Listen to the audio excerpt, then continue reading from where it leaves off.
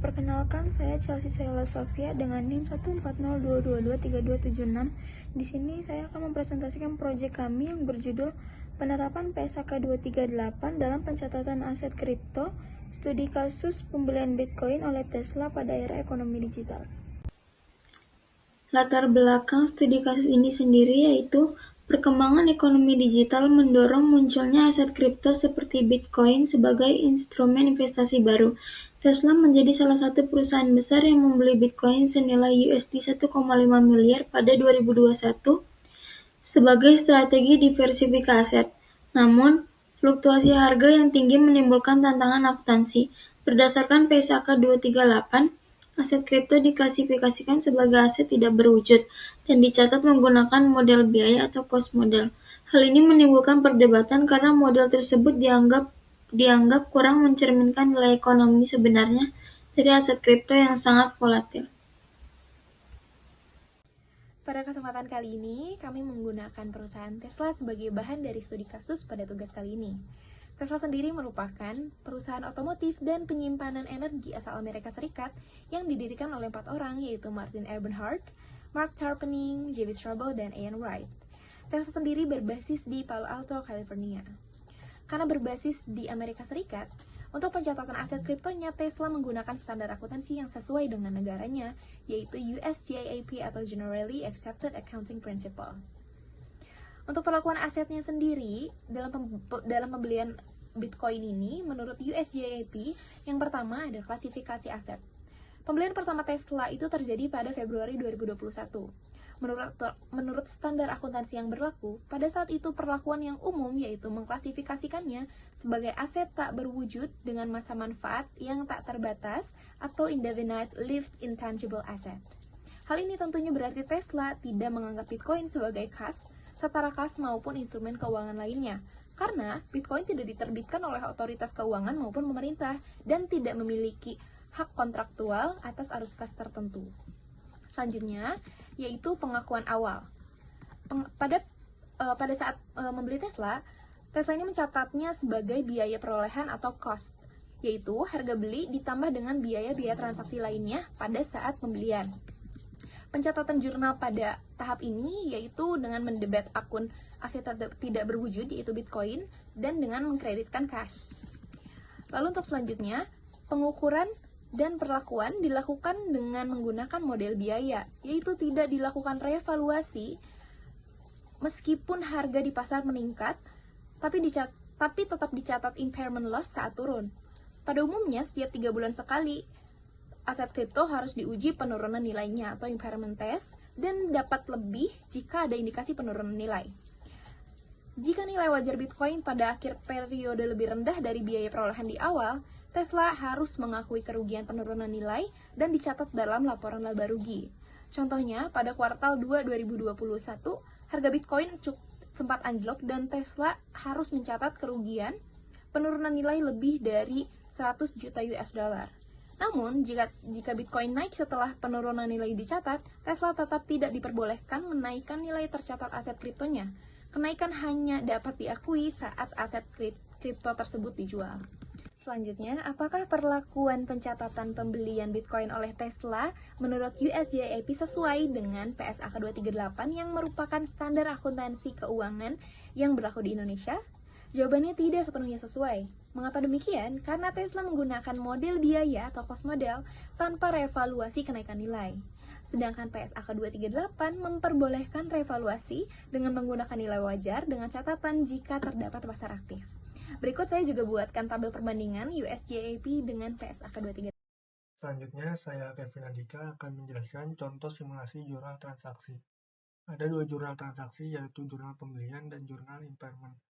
Perusahaan mobil milik Elon Musk, yaitu Tesla, mengatakan pihaknya membeli sekitar 1,5 miliar dolar mata uang kripto Bitcoin pada bulan Januari, dan berharap untuk mulai menerimanya sebagai pembayaran di masa yang akan mendatang. Contohnya, pada kuartal 1 tahun 2021, Tesla membeli Bitcoin senilai 1,5 miliar dolar. Pada sisi debit, ada aset kripto atau Bitcoin sebesar 1,5 miliar. Dan di sisi kredit, ada kas sebesar 1,5 miliar. Dan contoh yang kedua, pada kuartal 2 tahun 2022, harga Bitcoin turun signifikan, sebesar 170 juta. Di sisi debit ada beban impairment sebesar 170 juta, dan di sisi kredit ada cadangan kerugian sebesar 170 juta. Berdasarkan prinsip biaya perolehan dan PSAK 238, Bitcoin diakui pertama kali sebagai aset tidak berwujud sebesar biaya perolehannya. Dalam neraca, pembelian Bitcoin oleh Tesla dicatat sebagai pertukaran aset, yang dimana aset kripto bertambah dan kasnya berkurang, sehingga tidak mempengaruhi laba rugi. Transaksi ini dilaporkan sebagai arus kas investasi, menunjukkan strategi jangka panjang. Namun, sesuai prinsip kehati-hatian atau prudence dalam PSAK 238 dan US GAAP. Adanya penurunan nilai Bitcoin harus diakui sebagai beban impairment jika nilai bukunya lebih rendah dari harga pasar. Selanjutnya, perkenalkan nama saya Mar'atus Solihah dengan NIM 14022232212. Kali ini saya akan menjelaskan bagian argumentasi nilai wajar yang membahas mengenai dua hal utama. Yang pertama, apakah nilai wajar lebih relevan dibanding model biaya, dan apakah penerapannya bisa dilakukan di Indonesia? Yang pertama, dari sisi relevansi nilai wajar. Nilai wajar dianggap lebih relevan untuk aset kripto karena harganya sangat berfluktuasi, bisa berubah sekitar 20-30% dalam sehari. Kalau menggunakan model biaya, nilainya tidak akan mencerminkan kondisi ekonomi yang sebenarnya. Sementara itu, dengan fair value, laporan keuangan bisa menunjukkan nilai pasar yang lebih real time dan relevan bagi investor. Kemudian, penerapan nilai wajar juga selaras dengan praktik global karena konsisten dengan perlakuan untuk aset keuangan lain yang liquid serta membantu mencegah manipulasi laba. Jadi, dapat disimpulkan bahwa nilai wajar lebih mencerminkan kondisi ekonomi aktual aset kripto. Selanjutnya mengenai penerapan di Indonesia. Secara prinsip, hal ini bisa diterapkan sesuai PSAK 238 yang berlaku pada tahun 2025 dan didukung oleh Bapepti, yaitu Badan Pengawas Perdagangan berjangka komoditi di bawah Kementerian Perdagangan yang mengatur dan mengawasi perdagangan aset kripto di Indonesia. Namun, saat ini pasar kripto di Indonesia belum sepenuhnya memenuhi kriteria pasar aktif menurut PSAK 68, sehingga pengukuran nilai wajar masih terbatas. Selain itu, sebagian besar entitas di Indonesia masih menggunakan model biaya karena keterbatasan sumber daya manusia, standar harga, dan regulasi pajak. Oleh karena itu, penerapan nilai wajar di Indonesia perlu dilakukan secara bertahap dengan kesiapan regulasi, pasar, dan peningkatan kompetensi SDM. Selanjutnya yaitu kesimpulan dan rekomendasi. Untuk kesimpulan, Tesla mencatat Bitcoin sesuai prinsip biaya perolehan dan mengakui kerugian penurunan nilai atau impairment ketika harga turun. Model biaya sesuai PSAK 238 memang aman secara kehati-hatian, namun kurang relevan untuk aset kripto yang memiliki pasar aktif dan nilai yang cepat berubah demonstration.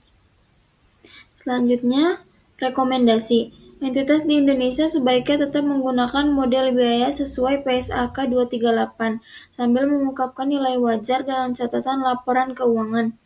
Kedepan, regulator dan DSA-KIAI perlu mengkaji kemungkinan penerapan model nilai wajar agar pelaporan aset kripto lebih relevan dan transparan terhadap kondisi pasar. Lalu yang terakhir adalah penutup. Lewat proyek ini kami belajar bahwa mencatat aset kripto sangatlah tidak mudah. Menerapkan model impairment memerlukan kewaspadaan yang ekstra karena setiap penurunan harga langsung mempengaruhi laba rugi, meski harga aset bisa rebound di kemudian hari. Secara keseluruhan, pengerjaan proyek tentang PSAK 238 dan aset kripto ini telah memberikan kami pengalaman belajar mendalam tentang pencatatan aset kripto oleh Tesla dan analisis kesesuaiannya dengan PSAK 238. Kami menyimpulkan bahwa akuntansi di era digital membutuhkan pendekatan yang dinamis dan adaptif. Sekian kami dari kelompok 9 dan terima kasih.